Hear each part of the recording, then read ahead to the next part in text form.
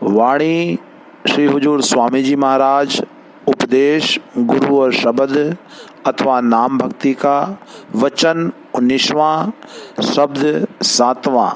सूरत क्यों हुई दीवानी, तेरी बिरथा बैस बिहानी। जग भोग रोग दिन बीते, तू जाए दो कर रीते। यह परम संत श्री हुजूर स्वामी जी महाराज की वाणी है। आज के शब्द में आप परमात्मा के असली स्वरूप, उसकी मालिक की सच्ची भक्ति के बारे में उपदेश कर रहे हैं कि परमात्मा द्वारा प्रदान किया गया ये जो इंसान का जो शरीर हमें मिला है उसका क्या लाभ है, गुरु कौन है और उनसे मिलकर किस प्रकार हम परमात्मा की सच्ची भक्ति की ओर, नाम भक्ति की ओर लग सकते हैं, इस बारे में स्वामी जी महाराज आज के इस शब्द में हमें उपदेश कर रहे हैं। हमें गहराई में जाकर इस बात पर विचार करना चाहिए, अमल करना चाहिए कि संत महात्मा हमें बार बार क्यों समझाते हैं, क्यों चेताते हैं।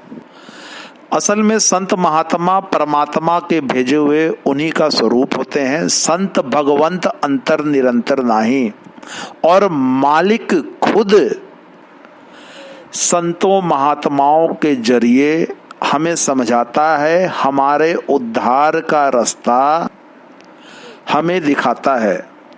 और जो संत महात्मा यहाँ इस दुनिया में आए हुए हैं, उन्होंने ये शरीर, ये जो जामा इंसान का चोला धारण किया, वो हमें समझाने के लिए किया गया है। क्योंकि हमारा उस परमात्मा का एक रिश्ता है, एक बंधन है, एक पिता एकस के हम बारक। क्योंकि हम उस परमात्मा की संतान हैं, तो इसलिए वो परम पिता हमें समझाने के लिए संतों के रूप में इस दुनिया में आता है और हमें उपदेश करता है। इंसान को जब भी सोझी समझ आती है, किसी गुरु के जरिए ही, किसी गुरु के द्वारा ही आती है। कहते हैं बुल्ले शाह, जो अपने आप में आलिम फाजिल फकीर थे, उन्होंने 40 साल तक किताबों में खोज की। किसी ने उनसे कहा, मियाँ क्यों टक्करे मारते हैं? कसूर में इनायत शाह अराई रहते हैं, उनके पास जाइए। जब बुल्ले शाह उनके पास गए, उन्होंने रास्ता दिया। इनायत शाह अराई को बुल्ले शाह ने अपना गुरु माना। जब उनके द्वारा बताए गए रास्ते पर चले, अंदर कमाई की, पर्दा खुल गया। उस परमात्मा के नाम का, उसकी भक्ति का रंग चढ़ गया। और जब अंदर प्रेम प्यार आ जाए, वो मालिक पर्दा खोलने के लिए तैयार है।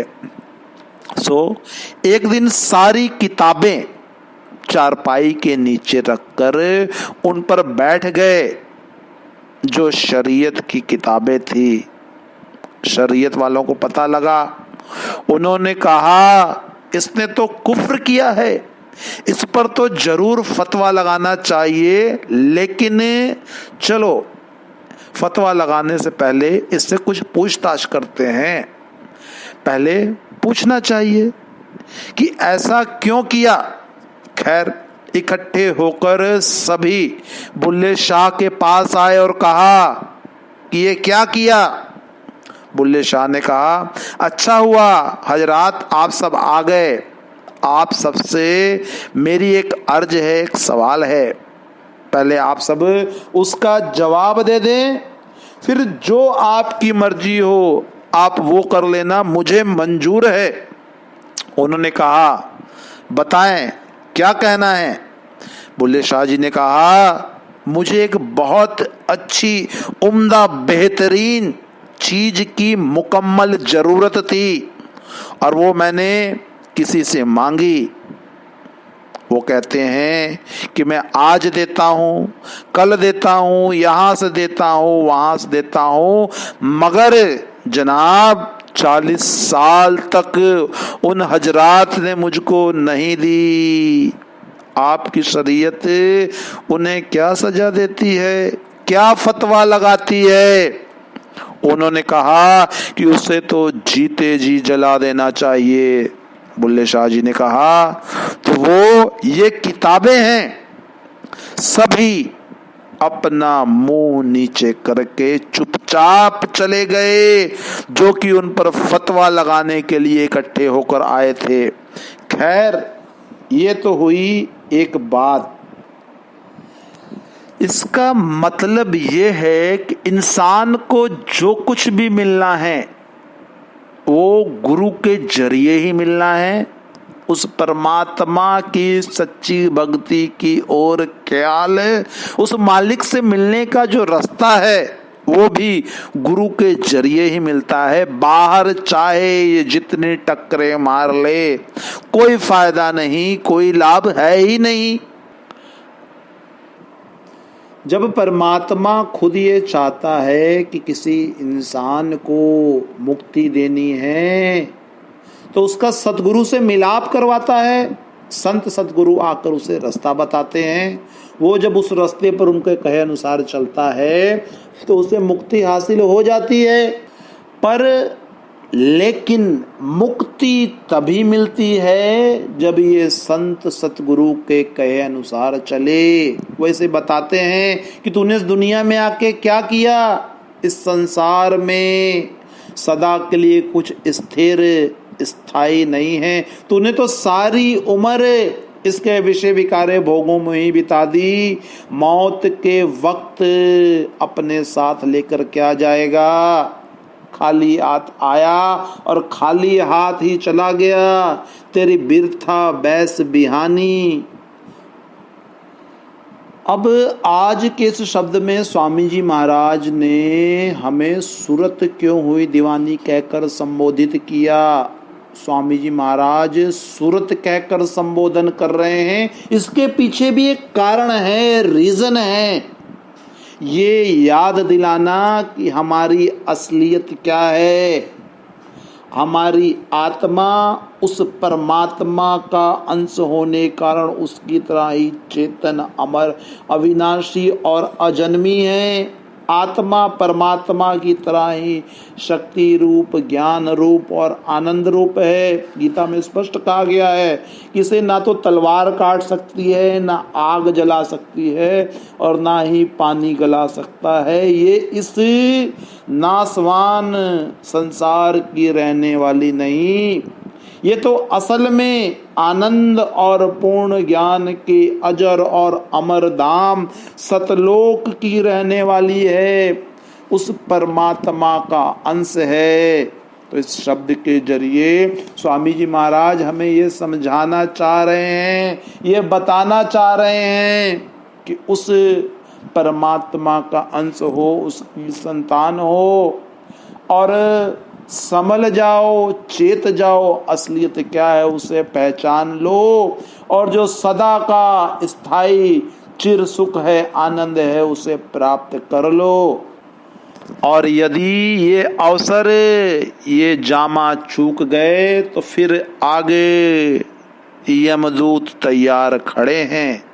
अब अगली कड़ी में स्वामी जी महाराज क्या उपदेश कर रहे हैं, बड़े ही ध्यान पूर्वक सुने। जमपुर होए धूमा धामी, तू पड़े 84 खानी, वहाँ कौन सहाई तेरा, तू बचन मान अब मेरा। अब देखिए, महात्मा जब उपदेश करते हैं तो बड़ा स्पष्ट, साफ सुथरा उनका अंदाज, अलग थलग निराला होता है। किसी बात का लिहाज नहीं करते, क्योंकि उन्हें पता होता है कि जब तक कुछ ऐसी बातें इसे ना बताई जाए जिसको सुनकर इसके दिल पर कुछ चोट लगे, कुछ असर हो, तब तक इंसान समझता ही नहीं, मानता ही नहीं है। तो महात्मा अपनी वाणी में ऐसी ऐसी बातें हमारे सामने रखते हैं कि जिनको सुनकर हम कुछ समझ सके, जिनका हमारे ऊपर कुछ असर हो सके। कहते हैं दुनिया में आकर इंसान अपनी मौत को, मौत जो कि अटल सत्य है, उसको भूल गया है। कहता है ए जग मिठा अगला किन डिठा। इंसान रोज लोगों को मरते आते जाते देखता है, लेकिन इसका मन कहता है कि ये तो और थे, तेरे साथ ये नहीं होना। खैर जब वक्त आता है तो इसे पता चल जाता है इंसान का जन्म बड़ी ऊंची चीज है, लेकिन इसने इसकी कदर नहीं की।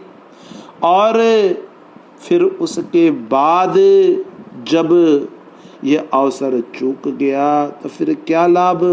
कहते हैं वहां कौन सहाय तेरा, बेटे बेटियां साथ नहीं जाते, कौम मजहब साथ नहीं जाएगा, तो फिर कौन साथ जाएगा। गुरु अर्जुन देव जी महाराज साफ साफ स्पष्ट कहते हैं, गुरु अर्जुन साहिब जी ने कह दिया है, नानक कच्चड़ियां सिव तोड़ टूंज सजन संत पक्कियां, ओ जिंदे विछड़े ओ मुइया न जाई छोड़।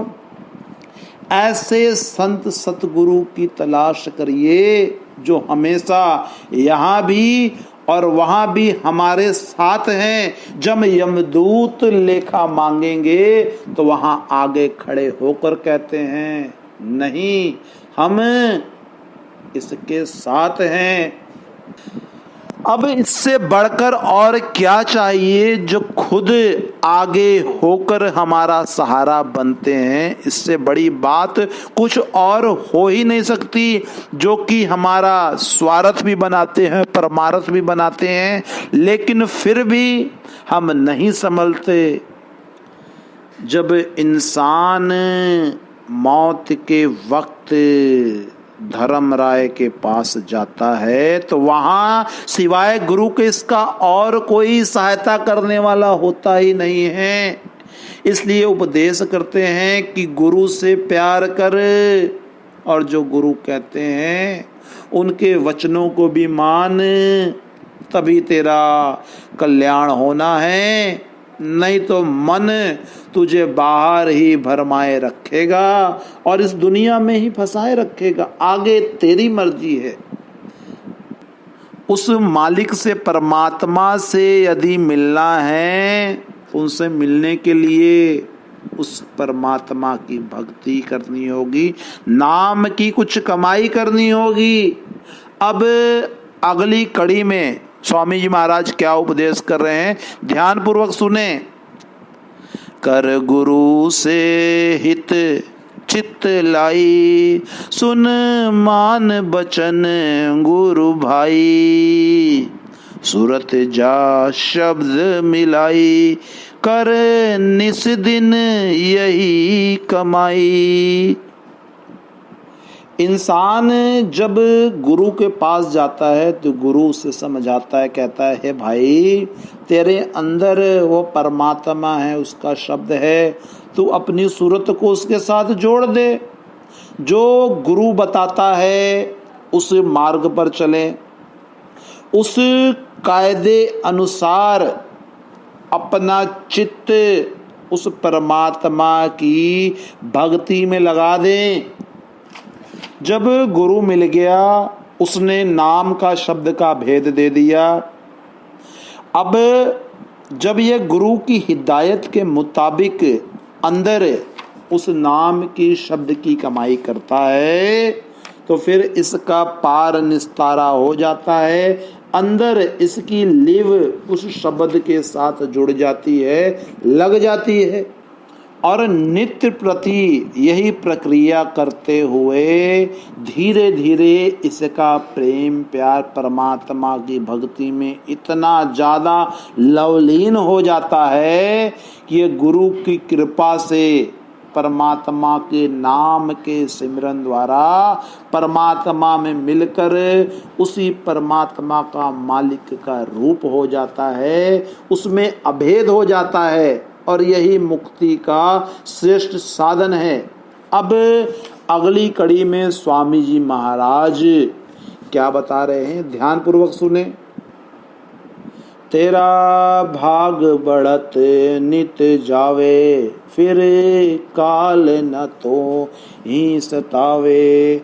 रस अगम शब्द का पावे, मन भोग सहज छूट जावे। तिल मोड़े बिजली चमके, सुन शब्द अनाहद धमके। फिर चांद सूरज दो दर से, सुख मन मन सूरत पर से। कहते हैं जिस प्रकार शब्द की कमाई करोगे, उस नाम के सिमरन के जरिए परमात्मा की भक्ति में लगोगे, धीरे धीरे आपकी आत्मा साफ सुथरी निर्मल होती जाएगी। जब आत्मा साफ सुथरी हो गई तो फिर वो परमात्मा में मिल गई, रूह खंडों ब्रह्मांडों पर चली गई। और जो जो रूह ऊपर चढ़ती गई, आत्मा परमात्मा की ओर बढ़ती गई, इसकी ताकत और इसका प्रकाश बढ़ता चला गया। जिस तरह कतरा समुद्र का रूप है, इसी तरह रूह भी शब्द की उस परमात्मा का ही रूप है। फिर कसर क्या है? अब जैसे एक सुंदर गैस का लैंप है और उसके ऊपर कई पर्दे पड़े हुए हैं, तो उसकी रोशनी कम हो जाती है या दिखाई ही नहीं देती, और वो अंधेरा नहीं दूर कर सकता। इसी प्रकार रूह के ऊपर मन, माया, 25 प्रकृतियां, तीनों गुण, स्थूल सूक्ष्म कारण, तीनों शरीर वगैरह, इन सभी के पर्दे चढ़े हुए हैं। 6 चक्रों में नाम यानी शब्द नहीं, लफ्ज ही लफ्ज है। नाम लफ्ज नहीं है, वो लिखने पढ़ने में ना आने वाला ज्ञान है, अनरिटन लॉ है। कुरान, इंजिल, वेद, शास्त्र, ग्रंथ, पोथियां सभी उसकी महिमा करते हैं। वेद, उपनिषद, श्रुतियां सभी उसके बारे में बताते हैं, लेकिन वो नाम इनके अंदर नहीं, वो तो 6 चक्रों से ऊपर और आदमी के अंदर है। अब जिसकी सूरत शब्द के साथ जुड़ जाए, वो जन्म मरण में आएगा ही नहीं। वो नाम सारे पापों को जला डालता है। रस अगम शब्द का पावे, मन भोग सहज छुट जावे। नाम वालों के अंदर परमात्मा की कृपा ऐसी बरसती है कि उनका मन विषय विकारों के भोगों से अपने आप ही हट जाता है। कहते हैं अगर ये कमाई करे तो इसकी रूह ऊपर चढ़ेगी और सहस्रदल कवल में आ जाएगी, जिसे अहले इस्लाम मकाम अल्लाह कहते हैं। अब वहाँ 1000 बत्ती की जोत जगमग जगमग करती है। वहाँ उस जगह की कैफियत बयान करना है, उसके बारे में बड़ा मुश्किल है। उस जगह पर सहस्रदल कमल पर 1000 बत्ती की जोत जगमग जगमग करती है। गुरु गोविंद सिंह जी महाराज कहते हैं कि जिस शिष्य के अंदर जोत प्रकट नहीं, वह गुरु का शिष्य ही नहीं। ऋषि मुनि अंदर जाते थे, उन्होंने अपने अंदर जोत देखी, बाहर उसके बारे में बताया। अब लोगों ने बाहर आग की जोत जला ली, जो कि हमें समझाने के लिए थी, पर हमने उसका कुछ और ही अर्थ निकाल लिया। अब कहते हैं ये जो हमारी 2 आंखें हैं, इनकी जोत पीछे दिव्य दृष्टि में जाती है। जब रूह इससे ऊपर जाएगी तो आगे तारामंडल आएगा। गुरु नानक साहिब जी महाराज स्पष्ट कहते हैं, तारा चढ़िया लम्मा, क्यों नदर निहाला राम, सेवक पूरा कर्मा, सतगुरु शब्द दिखा ले राम। आगे जाएंगे तो सूरज चंद्रमा नजर आएंगे, इससे आगे गुरु का स्वरूप आएगा, जिसके चरणों का एक नाखून करोड़ों मणियों से भी ज्यादा प्रकाशवान है। तुलसीदास जी भी स्पष्ट कहते हैं, श्री गुरु पद नख मणिगन ज्योति, सुमरत दिव्य दृष्टि ही होती। अब सूरज चंद्रमा पार किए तो आगे 3 रास्ते आते हैं, ईड़ा, पिंगला और सुषमना। हमें सुषमना के रास्ते से जाना है। सुषमना में जाकर वाणी प्रकट हो जाती है। गुरु अमरदास जी महाराज स्पष्ट कहते हैं, पूरे गुरु की साची वाणी सुखमन अंतर सहज समाणी। अब इस शरीर में बैठे बैठे ही सूरज चंद्रमा पार करके सुखमन में सूरत पहुंच गई। ये सब किस प्रकार हुआ? गुरु की कृपा द्वारा। अब गुरु की कृपा इतनी महान है। अब स्वामी जी महाराज अगली कड़ी में क्या समझाते हैं, ध्यान पूर्वक सुने। गुरु मूरत अजब दिखाई, शोभा कुछ कही न जाई। नर रूप दिखावे तब ही, मन खेच चढ़ावे जब ही। दे मदद बढ़ावे आगे, मन जुग जुग सोया जागे। चढ़े बंक चले त्रिकुटी में, फिर सुन तके सरवर में। कहते हैं गुरु को बारंबार प्रणाम है, पर गुरु का जो नूरी स्वरूप है वो कुछ अलग ही है। गुरु मूरत अजब दिखाई, शोभा कुछ कही न जाई। उस नूरी स्वरूप की शोभा कुछ अलग ही है, और इसे वही जानता है जो अंतर में नाम की कमाई द्वारा गुरु के नूरी स्वरूप के दर्शन कर लेता है, उसे अंतर में देख लेता है।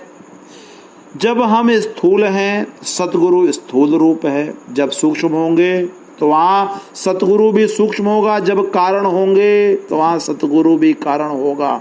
जहाँ रिद्धि सिद्धि शक्ति नूरी औरतें आगे आकर खड़ी हो जाती हैं, वहाँ फिर इंसान को कौन बचाता है, इसकी कौन सहायता करता है, कौन मददगार होता है। दे मदद बढ़ावे आगे, मन जुग जुग सोया जागे। गुरु जब कृपा करते हैं, मदद करते हैं, तभी ये उस जगह से आगे बढ़ पाता है। इसका मन जो जुगो जुगो से सोया हुआ था, गुरु की कृपा द्वारा जाग जाता है। आप सुखमनी साहब को पढ़कर देख ले, उसमें स्पष्ट साफ साफ कहा गया है, जब तक गुरु साथ ना हो, रूह उस जगह से पार हो ही नहीं सकती जहां ये ताकतें, रिद्धियां, शक्तियां अंदर आकर रास्ता रोक लेती हैं। स्वामी जी महाराज ने स्पष्ट कह दिया, चढ़ बंक चले त्रिकुटी में, फिर सुन तके सरवर में। अब तुरिया पद से ऊपर ले जा रहे हैं। ब्रह्म और तुरिया पद के बीच में एक टेढ़ा, बड़ा अजीबो गरीब खतरनाक रास्ता है, जिसे बंक कहते हैं। कबीर साहब जी महाराज ने स्पष्ट कहा है, कबीर मुकत द्वारा संकुरा राई दसें भाई, मन तो मैंगल होए रहे हो, निकसो क्यों के जाए। ये मन, इंसान का मन हाथी बना हुआ है। अब इतने बारीक रास्ते से हाथी निकले तो कैसे? गुरु नानक देव जी महाराज जब मक्का शरीफ गए, वहां काजी रकनुद्दीन ने सवाल किया, तब गुरु नानक देव जी महाराज ने उसके सवाल के जवाब में कहा, बताया राह खुदाए बिहावला वाल दसवें भाई, हाथी जाए न सकनी हौमे रखे अड़ाई। अब बंकनाल से होकर यह ब्रह्म के देश में आ गया। वहां उस जगह पर, उस स्थान पर 4 दल का कमल है, उससे आगे एक तीर्थ है जिसे ऋषि मुनि संत महात्मा प्रयाग और त्रिवेणी कहते हैं, और गुरु नानक साहिब ने उसे अमृतसर कहा है। हम बाहर के अमृत को भी नमस्कार करते हैं।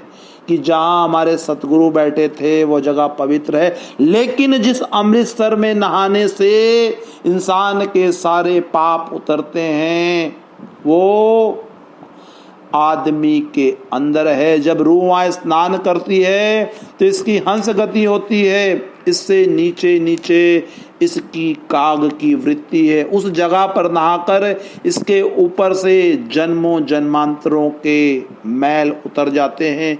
तीनों गुण, तीनों शरीर, स्थूल, सूक्ष्म और कारण, मन माया के सारे पर्दे उतर जाते हैं।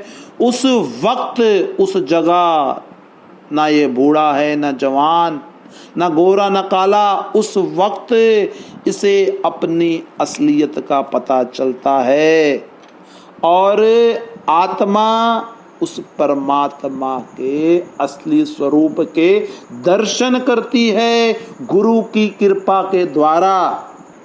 अब उस स्थान पर इसकी कितनी अच्छी शोभा होती है, वो जगह, वो भूमि कितनी प्यारी लगती है, इसके बारे में स्वामी महाराज अगली कड़ियों में समझा रहे हैं। सुने। जहाँ शोभा हंसन भारी, वह भूमि लगे अति प्यारी, धुन किंगरी बजे करारी, सूरत हुई मतवारी, फिर लगे महासुन तारी, जहाँ दीप अचिंत समारी, लख भवर गुफा हुई न्यारी, जहाँ श्वेत सूर उजियारी। कहते हैं ये जीवात्मा जिसकी अभी काग की गति है, कौवे के समान है, जो अभी उस जगह पर पहुंचकर, किस जगह,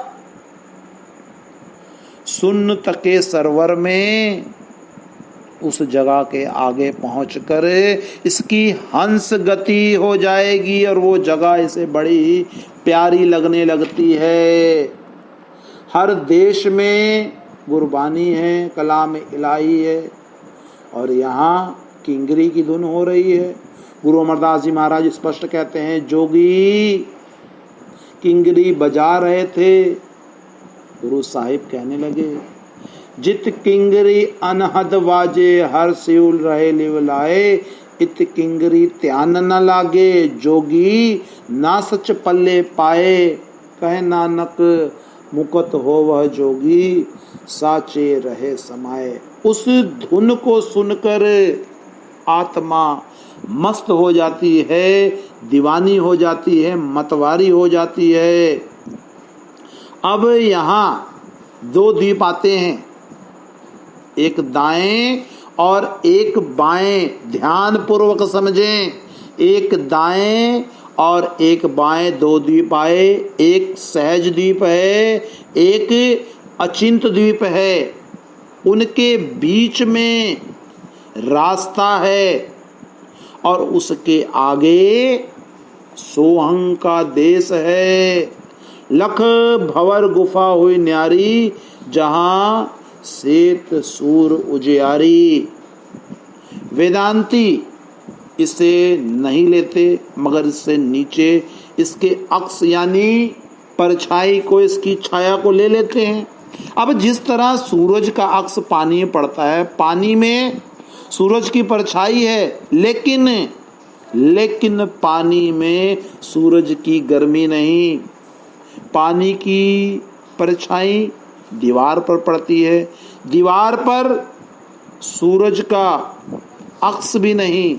इसी तरह नीचे का अक्स परछाई वेदांतियों का सोहंग है, भंवर गुफा में असली सोहंग है। मौलाना रूम साहिब ने मसनवी में स्पष्ट कहा, विष्णु अजने चू हिकायत मी कुनद, वज जुदाई हा शिकायत मी कुनद, कज नयस्ता तामरा बबू हृदा अदम। अजनफीरम मर्दो जन नालीदा अदम। जब रूह रूपी बांसुरी को पार ब्रह्म रूपी बांस के देश में से लेकर काट कर लाया गया तो जुदाई हो गई और फिर वह पुकार करने लग गई। उस देश का प्रकाश कैसा है, उस जगह का कैसा उजाला है, वो तो सफेद है। अब देखें, इतना सब कुछ बताकर भी संत महात्मा अपनी कोई बड़ाई नहीं करते। सिर्फ और सिर्फ किसकी फिक्र है, इस इंसान की, जीवात्मा की, कि किसी प्रकार उस मालिक की भक्ति में लगकर सदा के लिए मुक्त हो जाए, परमात्मा से मिलाप हासिल कर ले। अब अगली कड़ी में स्वामी जी महाराज क्या समझा रहे हैं, चौथे पद के बारे में क्या बता रहे हैं, सुने। चौथे पद करी तैयारी, तुन बीन सुनी अति भारी। लख अलख अगम लखारी, हुई राधा स्वामी रूप निहारी। महिमा उनकी क्या कहूँ भारी, मुझ गरीब की बहुत सुधारी। सब कुछ स्पष्ट साफ सुथरा बताकर अब आखिर की इन कड़ियों में स्वामी जी महाराज कहते हैं कि अब यहाँ तक त्रिलोकी की हद है और इसके आगे खत्म। चौथे पद करी तैयारी, तुन बीन सुनी अति भारी।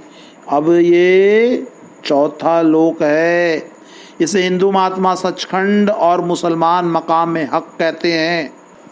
जब आत्मा भंवर गुफा से आगे आ गई तो चौथे पद में आ गई, त्रिलोकी से आगे आ गई, मकाम हक को इसने पार कर लिया।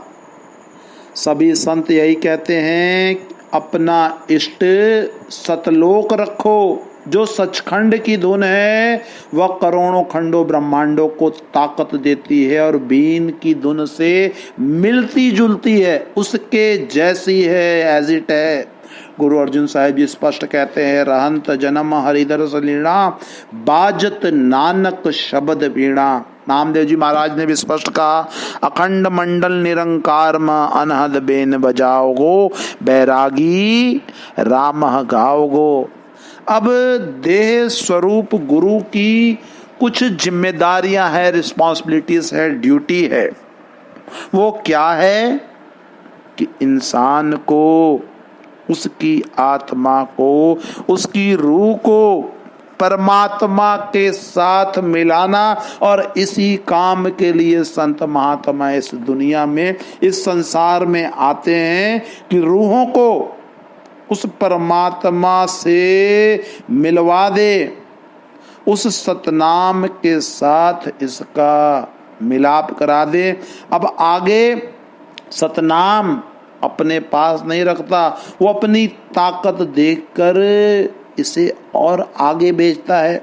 अब संतों महात्माओं में ये खूबी है, ये कैफियत है कि धुर पहुँच कर भी नम्रता और अजीजी, दीनता नहीं छोड़ते। उन्हें बड़ी नम्रता होती है, मगर इसके अलावा और अन्य लोग जब जरा सा भी अंदर जाते हैं और अंदर यदि किसी प्रकार भी अपना स्वरूप देखते हैं तो उन्हें बड़ा ही अचंबा हो जाता है और वो कह उठते हैं, अहम ब्रह्मास्मि। लेकिन ये संतों का देश नहीं। संतों का देश, संतों महात्माओं का देश तो अलख अगम से भी आगे, बड़ा ही निराला राधा स्वामी देश है। वेदांत दो किस्म का है, एक नवीन, एक सनातन। जो सनातन वेदांत है वो कुछ न कुछ अपने स्तर पर ठीक है। नवीन वेदांती सिर्फ मन और बुद्धि के विचार से ही अपने आप को ब्रह्म कहते हैं। अब स्वामी जी महाराज स्पष्ट विनती करते हुए समझाते हैं कि उनकी महिमा क्या करें जिन्होंने मुझ जैसे गरीब को भी संभाल लिया, मुझ पर भी कृपा की। महिमा उनकी क्या कहूँ भारी, मुझ गरीब की बहुत सुधारी। देखिए, इतना सब कुछ स्पष्ट बताने के बावजूद, साफ साफ उस परमात्मा से मिलने का मार्ग रास्ता बताने के बावजूद भी संत महात्मा किसी प्रकार का श्रेय, किसी प्रकार की बड़ाई खुद नहीं लेते, जबकि महात्मा सतगुरु तो खुद उस परमात्मा के भेजे हुए उन्हीं का रूप है। और परमात्मा हर जगह है, सर्वशक्तिमान है, लेकिन इंसान अपनी मन मर्जी से उस परमात्मा से मिलाप नहीं कर सकता। परमात्मा, ये बात एकदम स्पष्ट है, सही है कि हर इंसान के अंदर वो मालिक, वो परमात्मा है, लेकिन वो प्रभु परमेश्वर मिलता कैसे है? गुरु की दया, गुरु की सहायता से मिलता है। गुरु अमरदास जी महाराज ने स्पष्ट कहा, घर अंदर सबवत है, बाहर किछ नहीं, गुरु प्रसादी पाइए, अंतर कपट खुलाई। गुरु की कृपा से ही वो परमात्मा मिलता है, उससे इंसान का मिलाप होता है। अब यदि कोई इंसान अपने मन मर्जी से, अपने ख्याल से ही इधर उधर घूम फिर कर ही यदि उस परमात्मा से मिल सकता, इस भवसागर से पार हो सकता, तो फिर इस संसार में, इस दुनिया में सभी सुखी हो गए होते, सभी का निस्तारा हो गया होता। कोई भी जीव परमात्मा की जुदाई में, दुखों में इस दुनिया में भटकता फिरता कहीं नहीं। गुरु अर्जुन देव जी महाराज ने स्पष्ट साफ साफ कह दिया है, आपन लिया जे मिले, विछड़ क्यों रोवन, साध संग प्राप्ते नानक रंग माणन। उस परमात्मा ने खुद ये नियम विधान बनाया है कि कोई भी जीव सदगुरु के बिना उससे मिलाप नहीं कर सकता।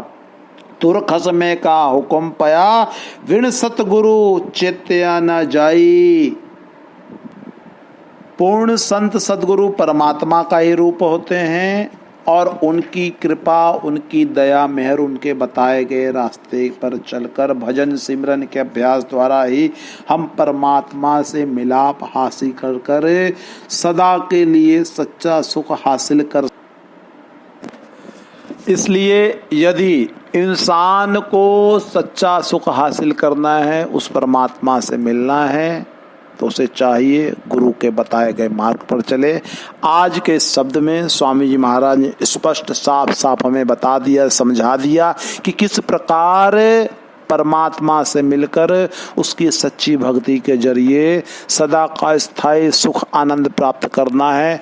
अब हमें भी चाहिए कि किसी सतगुरु की शरण में जाकर, उनके बताए गए मार्ग पर चलकर, संतों के सत्संग में जाकर मालिक की भक्ति की ओर लगे और नित्य नियम पूर्वक उनके द्वारा बताए गए रास्ते पर, उनके द्वारा प्रदान किए गए नाम के भजन सुमिरन के अभ्यास द्वारा परमात्मा की सच्ची भक्ति करके सदा का सुख हासिल कर लें।